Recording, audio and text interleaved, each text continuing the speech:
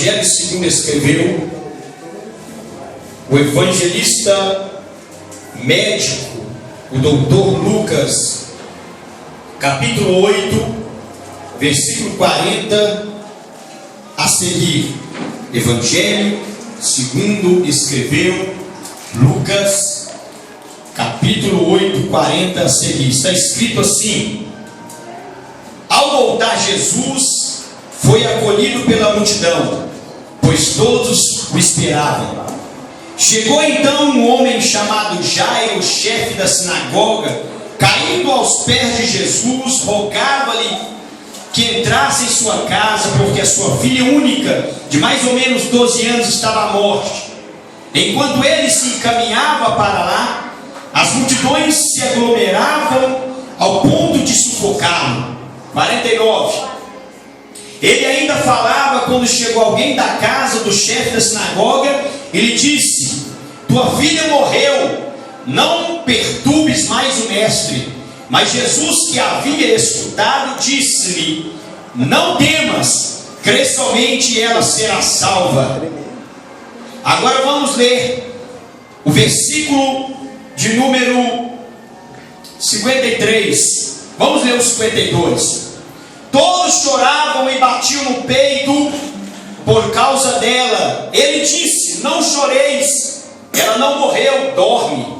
E caçoavam dele, ou riram-se e riam dele, pois sabiam que ela estava morta. Ele, porém, tomando-lhe a mão, a chamou, dizendo: criança, levanta-te. O espírito dela voltou, e no mesmo instante ela ficou de pé, e ele mandou que lhe desse de comer. Amém? Pode sentar. Queridos irmãos, igreja do Senhor Jesus Cristo aqui reunida nesta noite, Deus preparou esta reunião, este culto, essa assembleia, esse ajuntamento para que Ele possa falar aos nossos corações. Dentro desse contexto, dentro desse cenário bíblico, a respeito da ressurreição da filha de Jairo, como todos já sabem, já conhecem essa passagem, já ouviu, como eu tenho o costume de dizer, a maioria das vezes que eu vou pregar, já ouviram se pregar sobre este milagre, a ressurreição da filha de Jairo, já se leu por muitas vezes, já assistiu o filme da história do Evangelho de Jesus Cristo. Jairo, diz as Escrituras, como todos sabem, era principal da sinagoga, ou seja, era um líder do povo de Israel, um líder espiritual. Ele era uma autoridade eclesiástica, como se fosse hoje. Se Jairo estivesse aqui, ele seria um presidente de uma igreja, ele seria o pastor principal da igreja, ele seria um líder, um missionário, ele seria um líder espiritual do povo. E Jairo, ocupando essa posição elevada diante da comunidade do povo de Israel, ele era estimado, ele era muito respeitado.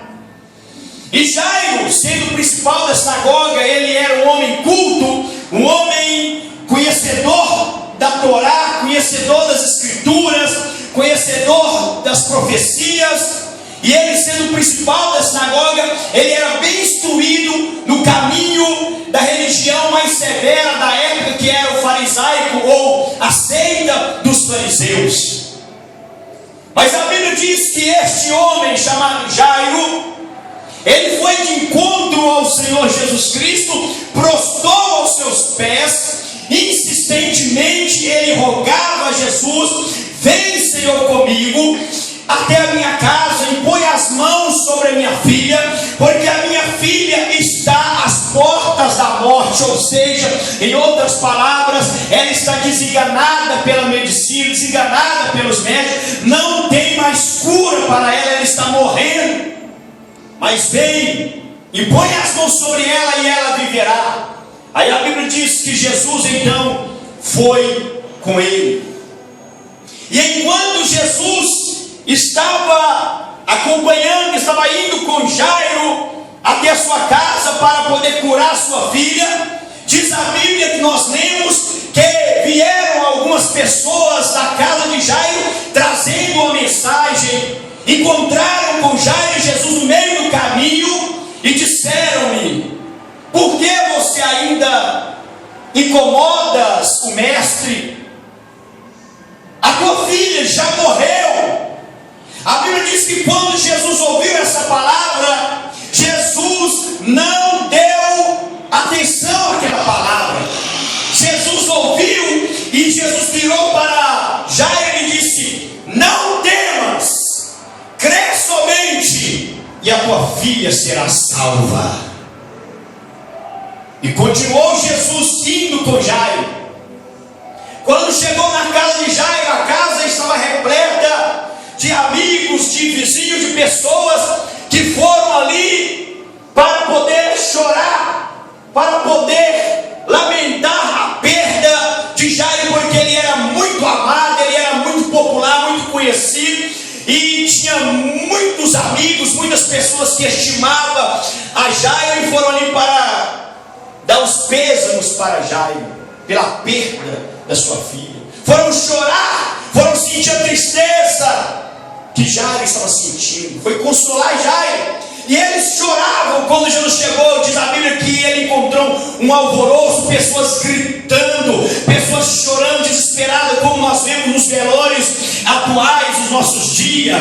Jesus, então, no meio daquele povo, ele gritou: ei, por que vocês estão nesse alvoroço todo, clamando, gritando de desespero, chorando? A menina não está morta, mas ela está dormindo. Diz a Bíblia que o povo, sabendo, os médicos já haviam dado o diagnóstico, já tinha também preparado o atestado de óbito para a filha de Jairo, já haviam constatado, confirmado, peritos da época, que ela estava realmente morta. Todos sabiam, com provas da medicina, que ela estava morta. E eles riam, caçoavam de Jesus. Imagina bem, você está no velório, chorando, lamentando, desesperado, chorando a perda de um ente querido ou de um amigo, ou se condoendo com a perda do seu amigo. Aí de repente surge lá uma piadinha e você logo para de rir, para de chorar e cai em gargalhada. Não parece, dá a impressão de falsidade? De pessoas profissionais ou pessoas formais que estão ali simplesmente por estar fazendo um teatrinho. E Jesus então pôs todo mundo para fora. Ele mandou todo mundo sair e ficar só Jairo, a mãe da criança, Pedro, João e Tiago, e foi até aonde estava a criança deitada morta e disse: Talita cumi, que quer dizer menina, a ti te digo, levanta-te. Tomou ela pela mão, a criança abriu os olhos, levantou, ficou de pé e começou a andar, porque ela tinha 12 anos e começou a conversar e a caminhar. Louvado é o nome do Senhor. Jesus vira para Jairo e para a mãe e disse-lhes: dai-lhe de comer. Queridos irmãos, igreja do Senhor, como eu tenho o costume de falar, eu quero ser o mais simples possível na exposição do Evangelho, na pregação da palavra de Jesus. Porque se você for olhar as mensagens, eu admiro o resultado, não só o resultado, mas o meio que trouxe aquele resultado, a pregação de Pedro. Eu fico, qual era o segredo de Pedro? O que tinha de especial na sua mensagem? E se você for olhar Atos dos Apóstolos, a mensagem de Pedro é um dos maiores sermões, com uma palavra, uma pregação que ele fez. Ele ganhou cerca de quase 3.000 almas para o Senhor. É uma mensagem simples, então eu vou procurar e tenho procurado ser o mais simples, porque a linguagem do Espírito Santo para proclamar o Evangelho é a simplicidade do Evangelho do Senhor Jesus Cristo. Então Deus me disse: tu és este Jairo do século 21. Deus me falou que eu sou Jairo, eu estou na condição, na posição de Jairo. E Deus me mostrou e me convenceu, e eu reconheci e vejo que não há outra alternativa, não existe outra forma de eu questionar, ou não existe forma de eu questionar que eu realmente sou Jairo. E que esta mensagem, e que esta história verídica que aconteceu na vida de Jairo, a perda de Jairo, Jesus indo com Jairo, ressuscitando a vida de Jairo, é uma mensagem específica para mim. E se Deus falou comigo essa mensagem, se essa mensagem foi eficiente, é poderosa na minha vida, também ela vai funcionar, e é para você também poderosa e eficaz na sua vida. Então eu posso dizer nessa noite, Deus está dizendo: ei Jairo, você é o Jairo com quem eu estou falando, você que se encontra na mesma situação que Jairo, aleluia, prostra aos pés de Jesus, peça, roga a Jesus que vai com você, e Ele vai pôr as mãos sobre a tua situação, e vai trazer vida, e vai restaurar, e vai salvar, e vai dar sua vitória. Vira para o teu irmão que está à tua direita e esquerda e diz assim: tu és o Jairo com quem Jesus está falando, está tratando nessa noite, nesses últimos dias. Quantos podem jogar a mão para cima e dar glória ao nome do Senhor? Eu quero chamar a atenção da igreja. Eu sou o Jairo do século 21. E felizado sou eu, bem-aventurado sou eu, que estou convencido disso.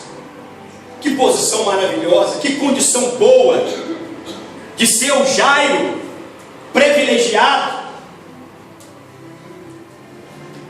de prostrar aos pés de Jesus e implorar a Ele, e Jesus decidir ir comigo, Jairo, para poder restaurar, ressuscitar, abençoar, solucionar o meu problema que me aflige. Que felizado é você, que bem-aventurado é você. Ei, qual é a área da sua vida que está causando tristeza, que está causando dor no seu coração, que está te magoando, que está te incomodando, que está te prejudicando? Qual área da sua vida você não aceita essa situação em que se encontra? Talvez o seu problema, como na verdade o meu problema, não é a perda de um ente querido, de um filho, não. Mas a minha perda, eu sei qual é. Eu tenho uma perda, eu tenho uma situação, eu estou com um problema na minha vida. E você também tem um problema na sua vida. Não é uma filha literal, como Jairo perdeu a filha, não é a perda de um ente querido, mas qual é a perda que você está sofrendo nesse momento da sua vida? Como Jairo, eu como pastor já recorri a vários recursos. Eu já vou direto ao assunto. Deus falou comigo: eu estou restaurando, eu estou colocando as mãos e ressuscitando os seus sonhos. Eu estou ressuscitando o teu ministério. Eu estou ressuscitando a tua finança. Eu estou ressuscitando a área da sua vida que morreu e que está causando tristeza, que está causando sofrimento, que você está de luto. Eu estou revivendo, ressuscitando. E Ele está falando com você nesta noite. Jairo, segundo diz a Bíblia, e nós também como pais, como pessoas responsáveis, Certamente Jairo, ele recorreu a vários recursos humanos. Um certo dia, vamos entrar na história, Jairo levantou, foi cuidar das suas atividades, tanto social, como também suas responsabilidades espiritual. E a sua filha deu uma febre. A sua filha acordou, como diz os antigos, perrengue, meio doentinha. Dela um chazinho, dela se fosse hoje, dela uma dipirona, dá ela um remedinho aí que vai melhorar. Mas aquela febre, aquela gripe não passava. É uma conjectura minha, mas uma doença se apegou. Aquela criança de 12 anos foi acometida de uma enfermidade. E ela começou a se definhar, começou a piorar. A mãe falou para Jairo: ela está doente, não adiantou, o remédio, não adiantou, o chazinho não adiantou. Então vamos no médico. Foi no médico. O médico disse: olha, o que eu posso fazer é isso. E diagnosticou. Pode ser que esse problema é uma doença comum, mas vamos acompanhar. Começar esse remédio. Ela tomou o diagnóstico, o medicamento, mas não resolveu. E a criança foi piorando. Jairo correu nos outros médicos e ajudou vários médicos, porque ele tinha recurso. Ele foi na melhor medicina da época e nada, sua filha piorando. De repente, os médicos disseram: Jairo, não tem mais jeito para sua filha. Essa doença é rara, essa doença não tem cura. Não conseguimos curar ou resolver, diagnosticar o mal da sua filha. Você pode ter certeza, pode aguardar, ela vai morrer. Leva ela para casa para morrer. Meu Deus do céu. Aqui eu estou falando com pessoas que você já recorreu a vários recursos para sanar, para resolver o seu problema.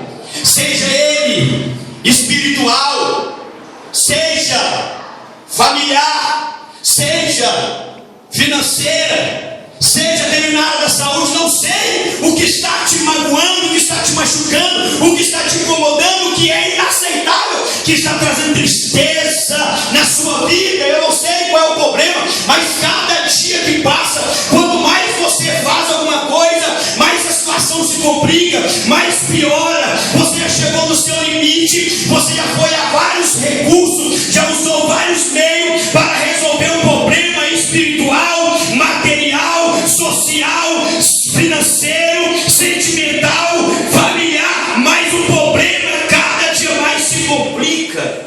É o seu retrato, é o quadro que você está vivendo, é o quadro da vida da filha de Jairo. Por fim, Jairo, sabe o que Jairo fez?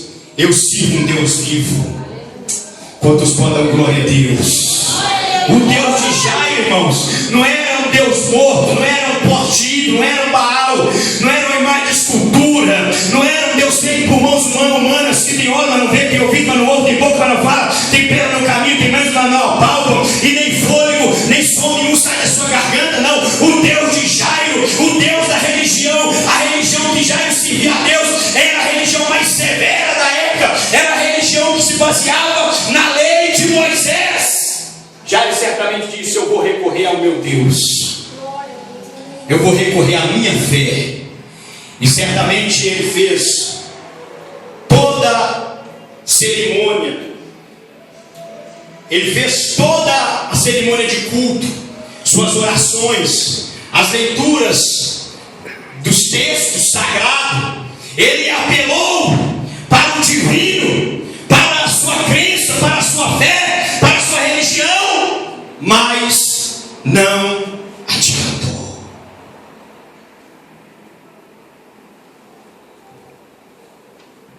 Ele recorreu a Deus através da sua religião, mas não sanou o problema, mas não resolveu a situação.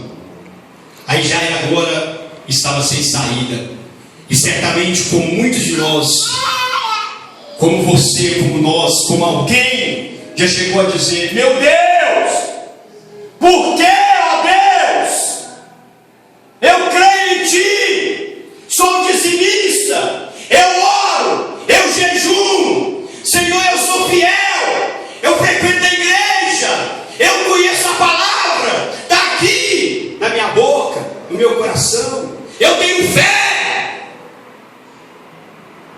E a gente fica sem entender. E quando você vai falar com alguém, se você chegar para mim em certa situação, quando alguém perde um ente querido, um amigo, quando há uma perda, o falecimento de alguém querido, o pastor e o irmão abraçam o irmão e choram com ele e diz: Deus sabe de todas as coisas. Porque a gente não pode fazer nada.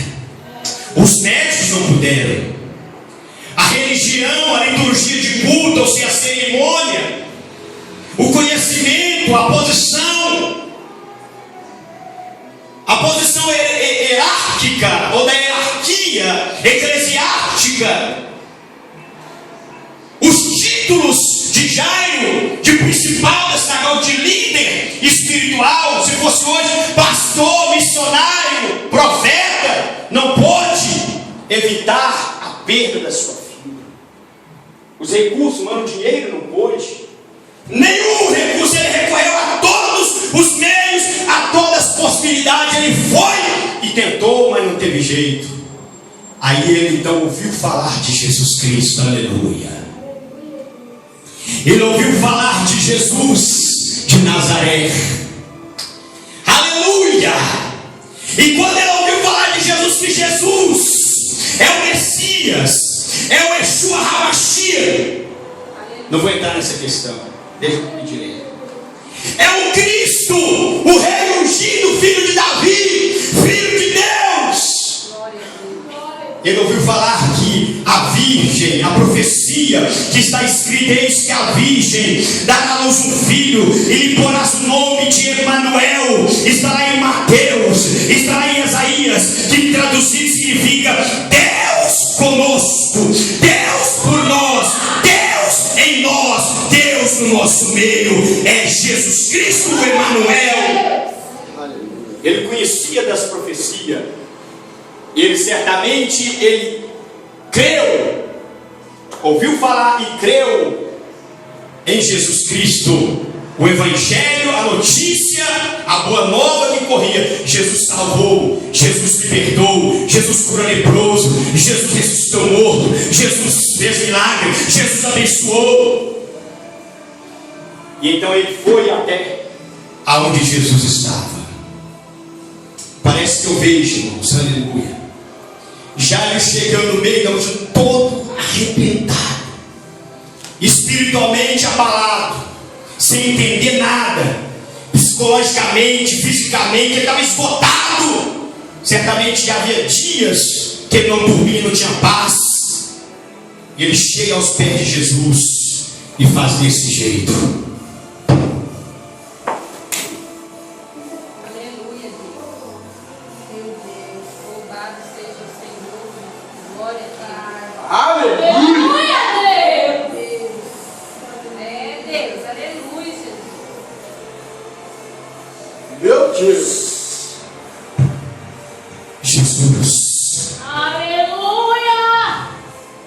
Jesus tem misericórdia de mim. A minha filha está em minha casa, em cima de um leito de enfermidade, às portas da morte. Vem, Senhor, comigo por misericórdia, e põe as mãos sobre ela, ó Senhor, e ela será salva, e ela viverá, e ela será curada.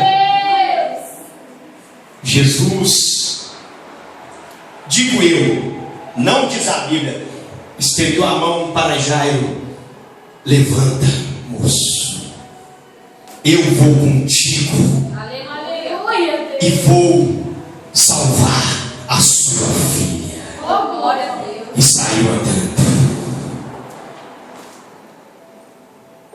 E Jairo do lado, Jairo então deve ter enxugado as lágrimas de: alcancei, aleluia, recebi, chegar na sura manamás.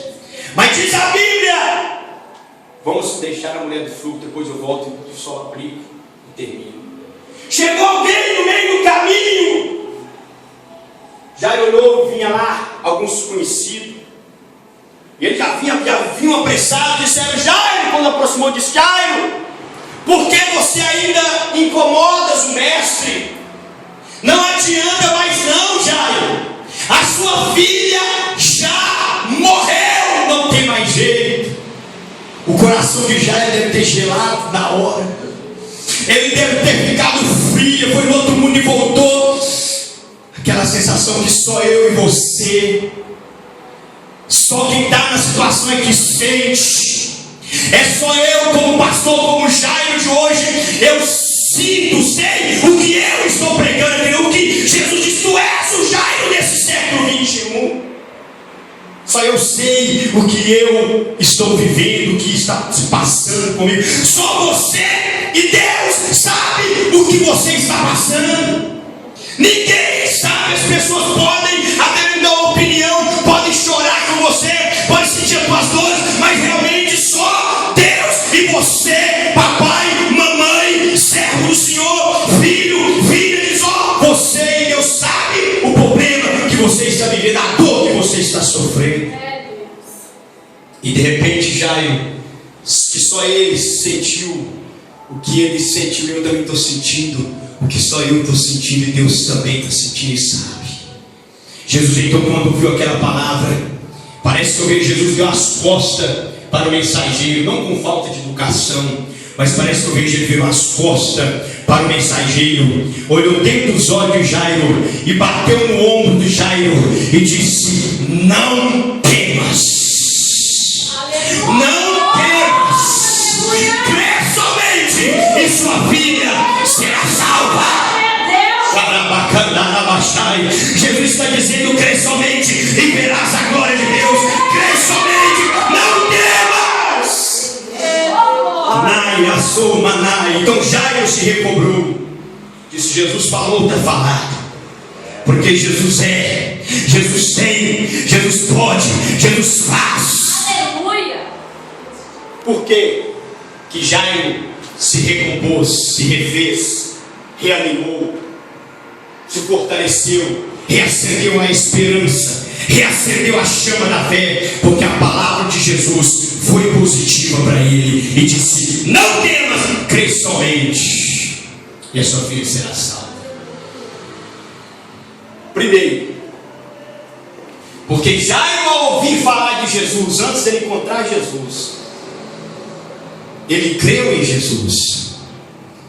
Ele reconheceu, quando ele prostra aos pés de Jesus, irmãos, quem estava prostrando ali não era um gentil, não era uma pessoa de cultura diferente de Israel, não, era um judeu. E na cultura de Israel, um judeu não se prostra diante de homem nenhum, irmão. Mardoqueu mesmo não se prostrava nem que a vaca tussa. Ele não prostrava diante de Amã. Não prostrava. Tanto é que Amã intentou matá-lo, porque todos prostravam. Quando Amã passava, todos ajoelhavam. Mas Mardoqueu não ajoelhava, não prostrava. Um judeu, principalmente um principal, um líder espiritual, não se prostra diante de ninguém, só se prostra diante de Deus. Mas quando ele prostra aos pés de Jesus, ele está dizendo: eu reconheço o seu senhorio, eu sei que tu és Deus, tu és o Cristo, tu és o Messias, tu não és um homem comum, tu és divino. E ainda tem uma meia dúzia aí que ainda fala: você pode adorar o Pai, prostrar e adorar em verdade o Pai, mas você não pode adorar o Filho, Jesus Cristo. Jesus você pode louvar, homenageá-lo, você pode louvar Jesus, mas não pode adorar, porque Ele não é Deus. Ainda tem um grupo que ainda faz isso. Mas a Bíblia diz lá em 1 Evangelho segundo João capítulo 1, versículo 1: no princípio era o verbo, e o verbo estava com Deus, e o verbo era Deus. Vou falar de novo: no princípio era o verbo estava com Deus, e o verbo era Deus. Todas as coisas foram feitas por Ele, e sem Ele nada do que foi feito se fez. Hebreus capítulo 1 está escrito: a qual dos anjos disse: assenta à minha direita, até que eu ponha os inimigos tragam o escabelo dos teus pés? Não, a nenhum dos anjos ele disse: assenta à minha direita, para que eu ponha teus inimigos tragam os teus pés. Mas ao filho ele diz: assenta-te à minha direita, até que ponha os teus inimigos o escabelo dos teus pés. E quando introduz o filho, o primogênito do mundo, diz que todos os anjos do céu de Deus o adorem. Jesus é Deus. Já eu reconheceu que Jesus é Deus. Mas quando ele se prostra aos pés de Jesus, ele está dizendo: eu estou acabado. Eu estou acabado. Eu estou arrasado. Eu não tenho mais o que fazer. Não posso fazer mais nada. Não tenho mais recursos. Eu cheguei no meu limite. É impossível a mim, é impossível a minha formação, é impossível a minha posição hierárquica, a minha posição eclesiástica, é impossível a minha religião, é impossível aos homens, mas é possível a ti. Tu pode, vem comigo e põe as mãos sobre minha vida e ela será salva. Ele está dizendo: eu estou totalmente, desesperadamente carente, dependente, necessitado de ti. Oh, aleluia! Que nós possamos, como Jairo, prostrar aos pés dele, aleluia, com fé, confiando nele, reconhecendo a divindade de Jesus, que Jesus é Deus, é todo poderoso, que o impossível aos homens é possível a Jesus. Que nós possamos cair aos pés dele, esvaziar do nosso ego, esvaziar da nossa religiosidade, esvaziar da nossa grandeza, da nossa posição social, esvaziar do nosso ego, do nosso eu, e reconhecer que não somos nada, que a nossa religião em si é vazia, que a nossa justiça própria é trapo de imundícia, e que nós não pagamos preço por nada, nós não pagamos preço, nossa oração e jejum em si, sem a graça não é nada, que a nossa santidade não é nada sem ele, que a nossa teologia, que o nosso conhecimento teológico ou bíblico, sem a sua graça não é nada. Esvaziar e dizer: eu não tenho mais o que fazer, eu estou no meu limite, não tem mais jeito, eu estou totalmente, desesperadamente carente, necessitado de ti. Cadê os dependentes de Deus aqui nessa noite? Deus só vai, aleluia, e com aquele que é dependente dele. Aleluia. Somente aquele que reconhece é dependente dele. Agora, enquanto o homem achar que pode, enquanto o homem achar que tem, enquanto o homem achar que pode fazer alguma coisa, e hoje as pessoas, quando se fala em pagar preço ou buscar bênção, buscar uma vitória, fazer alguma coisa em prol da salvação das almas, em prol do evangelho, eles falam assim: estou pagando o preço, estou pagando o preço, estou orando e jejuando. Isto não é nada. Nós estamos orando e jejuando porque nós necessitamos, somos dependentes, somos carentes, e não ora não, e não prostra não para ver, e não humilha não para ver, se julga, considera o bam, reconsidera o que pode. Eu faço reboliço na igreja a hora que eu quiser, não faz nada, irmão, o homem não faz nada, quem faz é Jesus, é Deus, e mais ninguém. A Bíblia diz na primeira carta do apóstolo Pedro, capítulo 5, versículo 6: humilhai-vos debaixo das potentes mãos de Deus, para que no seu tempo ele vos exalte. Já ele humilhou. Glória a Deus, aleluia. E Deus o exaltou. E mais do que nunca eu tenho dito: Senhor, o meu ministério, a minha chamada, a minha fé está morrendo. A minha esperança está morrendo. Eu prostrei aos pés de Jesus e disse: Senhor, eu já fiz de tudo um pouco para poder vencer, para poder ser usado por Ti, para servir para alguma coisa, para fazer alguma coisa, para salvar almas, para ganhar almas. Eu já fiz de tudo para poder poder salvar alguns entes queridos, para libertar alguns amigos. Eu já fiz de tudo, Senhor. Já estudei teologia, já li a Bíblia várias vezes. Senhor, já subi um monte desse monte, já rolei no monte, Senhor, já jejuei, já chorei, já fiz de tudo, Senhor, e já fiz esforço, fiz de tudo, Senhor, já tudo que os outros falavam, isso funciona. Use estratégia, faz aquilo, ó, você tem que fazer isso, faz aquilo, eu já fiz, Senhor, mas não adiantou nada.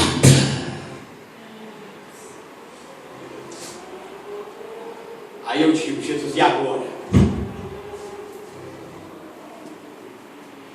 Senhor,